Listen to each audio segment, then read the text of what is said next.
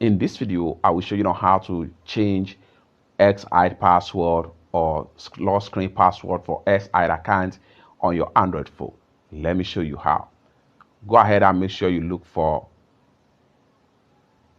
Phone Master on your Android phone. So I'm going to go ahead and click on Phone Master right here. Open up your Phone Master. Then after you open up your Phone Master, scroll down right here and make sure you click on Privacy and Security right here. And the next thing you want to do right here is to simply click on Xhide right here. So you have your Xhide here. Go ahead and click on that, and then enable your first lock screen right here. And it takes you right here. You see all file you have in your Xhide. How can you change your password from this section?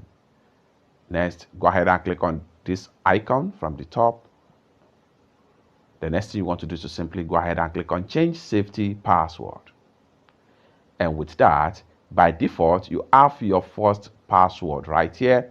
And then you can decide to change to numeric password or alphanumeric password.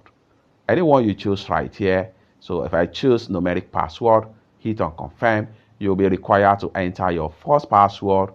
Then go ahead and confirm your password. Then you are good to go. And it will automatically take you back right here.